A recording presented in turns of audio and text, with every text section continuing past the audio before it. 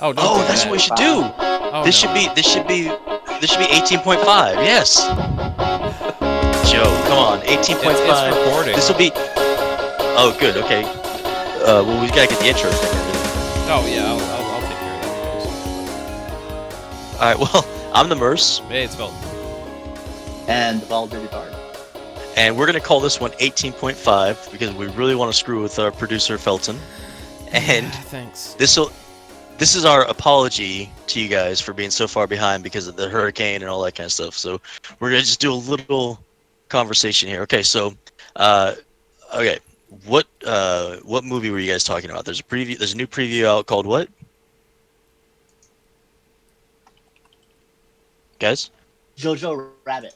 I couldn't remember if it was Jojo the Rabbit or just Jojo Rabbit. Jojo Rabbit. Jojo Rabbit. Okay, and And it's got this is the director from Thor Ragnarok, correct? right, and I'm gonna butcher his name here. Taika Waititi. That sounds perfect. It sounds absolutely as if you speak the language. It sounds perfect. Really? Yeah. Because I thought it sounded vaguely rude. But anyway, um, it's set during World War II. The synopsis here says that an awkward young German boy whose only ally is his imaginary friend Hitler, played by Did you say his imaginary friend Hitler? yes, played by Taika Waititi, the director for Thor Ragnarok. So, hold on a second. Hold on a second. So, this is his imaginary friend, right?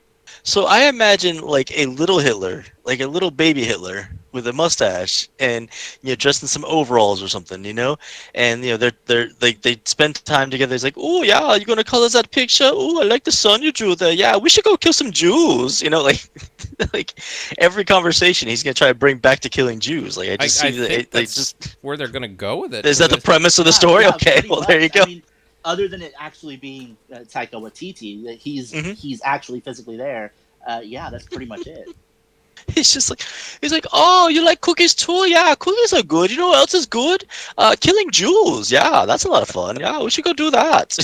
Like, I Yeah. just can't even imagine. Like, oh my God, this is gonna get so much hate mail. Like, I've never wanted to see a movie more. This looks absolutely great. it sounds horrible but fantastic at the same time. It's just, Right.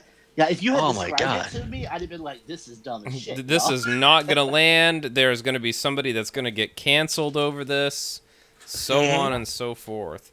But I feel Yeah, like this is- And we're- yet, I feel like there's a rich history though of successful films lampooning Hitler, because look at Inglorious Bastards, right? yeah, That yeah. that Oh did my very God. well.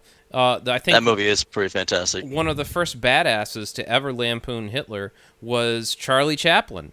His film, true. The Great Dictator, it was built. It was made on a budget of like $1 million, and at the time, one of the worst people to have ever lived. Charlie Chaplin made a movie that was basically Wait, a Charlie. big middle wait. You finger. said Charlie. Did you just say that Charlie Chaplin was one of the worst human beings who ever lived? No, Hitler was one of the worst human beings Oh. who ever lived. Charlie Chaplin. Because you said one of the worst human beings who ever lived, comma Charlie Chaplin. Yeah, like the subject of that was Hitler, and then Charlie Chaplin made a film that was a big middle finger to him. Basically, fuck you. And I just think that he's a real fucking badass for doing that. Oh, absolutely. Oh my God! I've got to see this movie now. Like it's just Yeah, at even if least it's the trailer.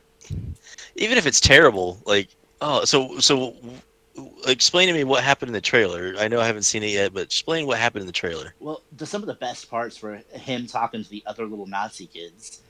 And Wait, there's other little Nazi kids? Oh, it's Yeah. Does youth Hitler, yeah. yeah. Wait. When does this take place? Like World what War II. year ish? Oh, I'm Okay. not sure. Okay, okay, I get it. So this takes place during World War II. So the little boy has like a fantasy that his friend is Hitler, who's obviously like plastered everywhere in Germany, right? This kid Right. grows up in Germany, I take it. Yeah. Okay, so all right, now it makes a little more sense. I'm thinking like modern day times, Oh, no. like some little kid's playing on his Switch, and he's like, "Oh, you like Zelda Breath of the Wild? Yeah, that's a pretty fantastic game. You know what else is a fun game? Killing Jews." Like. I'm picturing him like in modern day times, like I'm gonna have to bleep that because YouTube is going to hear you say killing Jews, and this whole thing is gonna and that's all they're gonna hear. the video's gonna get blacklisted. The FBI is gonna show up. It's like, no, Hitler was That's bad. We're making fun of him. He was a jerk. think of how much publicity I'll get us though. Keep it in. Don't blur it out. Keep it in. I want to see me on the news in my boxers, like being carted out. You're a And I'm like, it's a misunderstanding. You don't understand. I'm not Mel Gibson. Like, you don't get it. You're a regular Count Dankula over here. Jeez. Oh my God. Okay, so, all right, to our listeners out there, go ahead. Go ahead. Oh, I was gonna say the little boy's mom is played by Scarlett Johansson. Oh man, like I'm definitely seeing this now. But now, okay, so now it makes a little more sense to me though, because it takes place during World War II, like in Nazi-occupied Germany. So, or Nazi Germany, not yet. They were already there. They weren't occupying anything. Sorry. So it makes a little more sense to me now. But I'm thinking some little boy like hanging out on the playground and like in modern day times, like they're playing GI Joes, and he's like, yeah, I don't like GI Joe so much. You know who I like? Just. The Red Baron. Anyways, okay. He had good pizza. All right, now I understand what's going on. That makes a lot more sense to me. Okay. Whoo, that was a totally different idea for a movie in my head, but oh my God. I mean, I'd go see yours too, but yeah, I would. I'm gonna write that actually. This could be my comic book. It'd be like a kid's version of American History X, or exactly.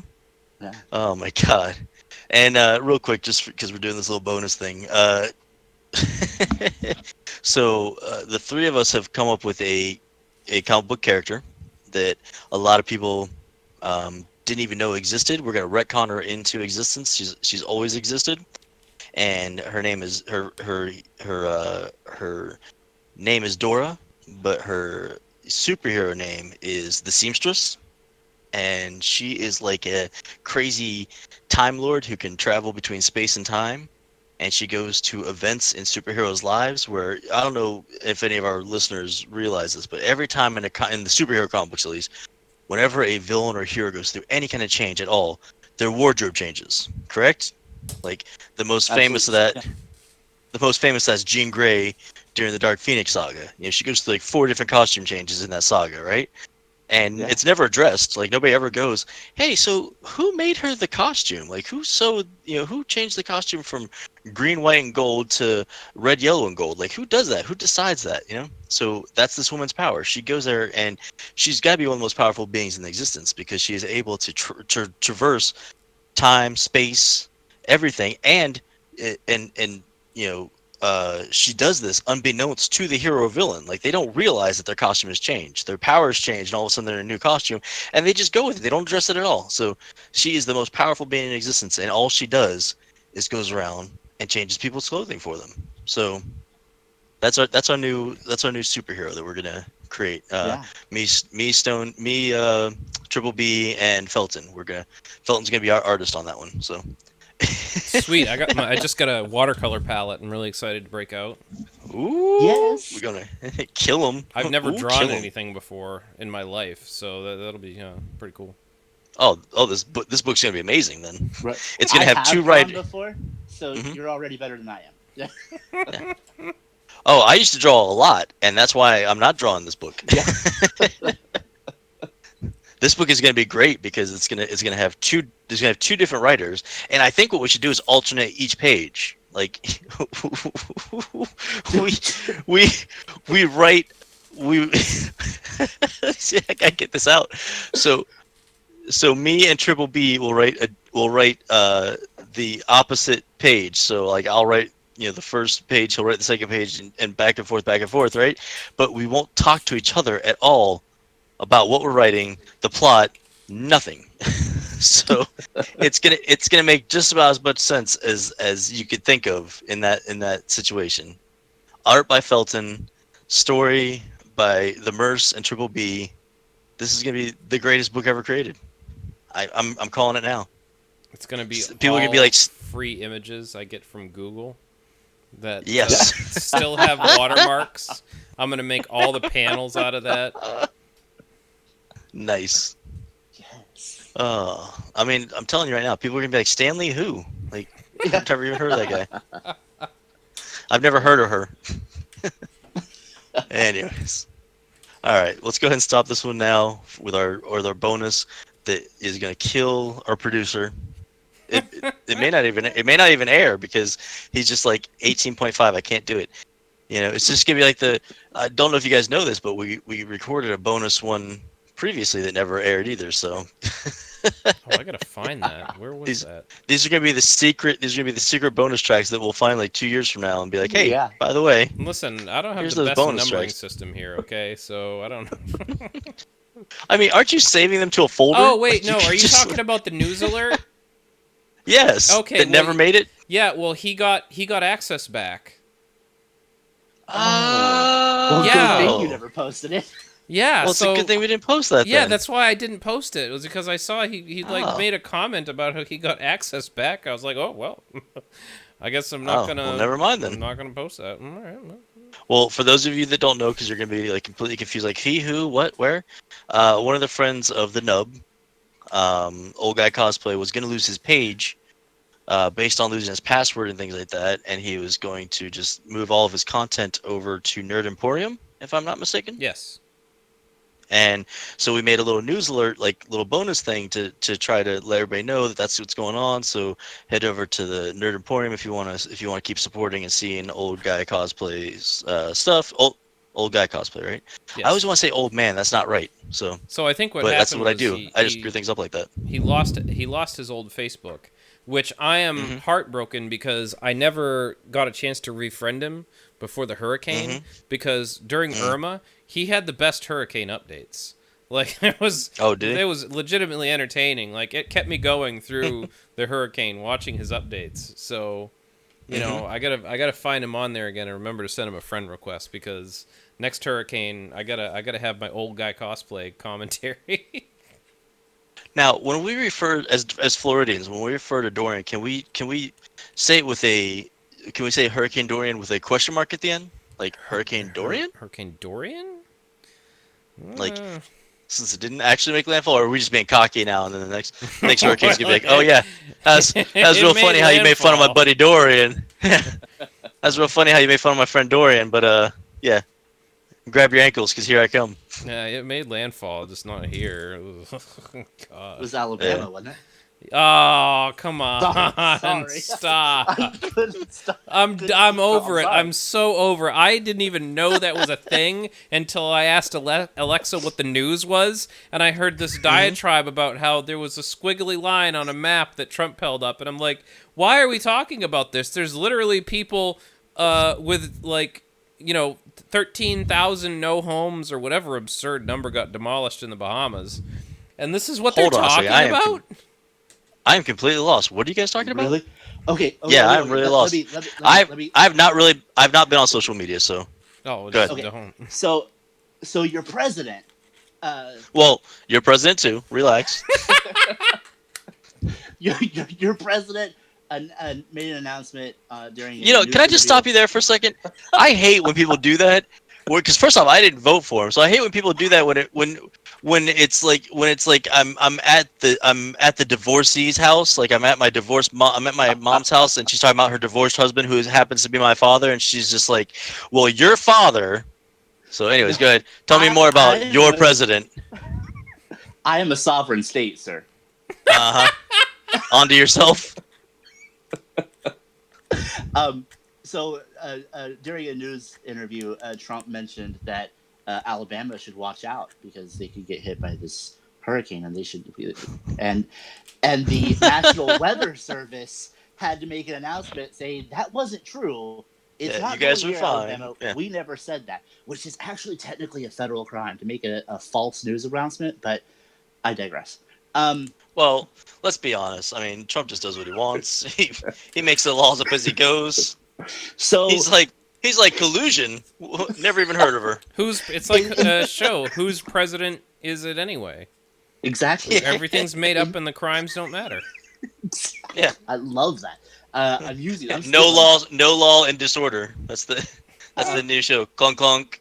So instead of saying, "You're right, I screwed up, I misspoke, it wasn't Alabama," he doubled down and he took the official map showing where the hurricane was going to go, took a magic marker and drew an extra loop out to include I kid you not, he used a Sharpie on this map to include Alabama.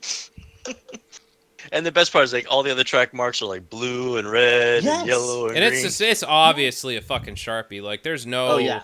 reconciling this in any way, shape, or form. I mean, there's not a single person that can goddamn use Photoshop at the White House. Exactly.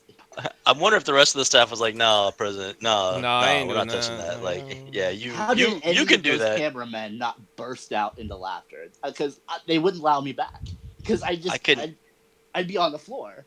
Like, are you? I couldn't imagine.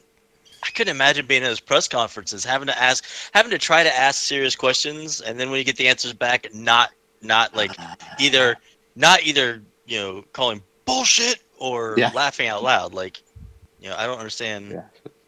I couldn't imagine that. Mr. President, so apparently there's news that dogs and cats are separate creatures. No, actually they're the same animal. I have the genealogical tree here of cats and dogs, and it's just like he clearly changed it with colored pencils. He does it in front of everybody. Actually, he takes. He's staring them dead in the eye, and he's like, he's looking dead in the camera, not even looking up as he draws the line from dog to cat. We can see you. We can see you do this. Deadpan daring somebody to call him on it. As you can see, it's huge news. It's huge news. The cats and dogs are the same animal. So, and if you look here, this line actually goes down, and they share a lot of genes with a frog. So my question is he being portrayed by Christopher Walken in this hypothetical situation? Oh, I'm sorry. Hey, it's me, the president, Donald Trump. If you look at the map behind me, you'll see that the cat and the dog, pretty much the same animal. I had to carry a dog around in my ass for 2 years. Whoa! Oh, sorry.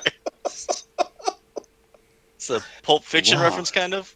It sounds like a bestiality reference to me. But, I mean... I'm you know how these bonus episodes get. I'm sorry to this down this road, but even my wife has gotten tired of me because we'll just be sitting at the kitchen table, and I'll get quiet. God. And I'm just like, goddamn Sharpie! Like, I just cannot believe this. Wait a minute! Have you seen that SNL skit with oh God, what's his name from the movie Driver? Ryan Gosling. Yeah, Ryan Gosling. Yeah. Where he does the thing with Papyrus and he's attacking James Cameron. He's like, got this whole conspiracy about James Cameron and how he just went into Microsoft Word and just used it. Papyrus. How many times are you going to bring this up on the podcast? Like, I love that. Same SNL sketch. That's one of the only funny things they've done in like 10 years. I can just imagine him sitting there as Stoney's got his Hold on. Dick in the Box came out and said, okay, yeah, you're right. Okay, yeah. Yep, you're good. So he's got this whole crazy wall of like all this stuff, like all centered around Trump holding up the picture with the Sharpie, and then he's figuring out the brand, the store that it was bought in, when it was manufactured, everyone that's ever held it. Why the Sharpie? That's been me the last few days. Like, I cannot get over this damn Sharpie. I could just see him sitting there like in a dark room, right? Like in some noir like detective, like black and white kind of scenario, right? He's got the fan blowing on him. He's just got his legs kicked up on the chair. He's got his hat pulled down a little bit, like the Jim Beam thing there. Smoking a cigarette, and he's just like, ugh, that damn Sharpie. Like he's just trying to put the pieces together in his mind. Like he's looking at like a wall of pictures of Trump, but they're all Trump's back, like drawing the line, so you can't actually say that it's Trump because you don't have a picture like of his face, so he's just like, Gotta connect this. I gotta figure out somehow to connect Trump to the Sharpie. And then he goes up and he takes a Sharpie himself. And then he's able to draw a line from one angle to another, and then he solves it. He solves the mystery. Oh my god. All right. I think we should probably call this one now. I hope you guys enjoyed this bonus content that will drive our producer Felton crazy. Yeah, it's fine. But that's what he says now, and I'm gonna get a call at 3 o'clock in the morning. Like, I can't get it. I can't do it. I can't do an 18.5. Like, we can't do that. I can't do it, and god damn it, why? Why did he use a Sharpie? Why did he use a Sharpie? It's like you're trying to use a Sharpie on a podcast. Like, Papyrus! All right. Well, I've been the Merce. That's Felton. And the bald bearded bard. And guest star was the Sharpie. We'll talk to you guys later.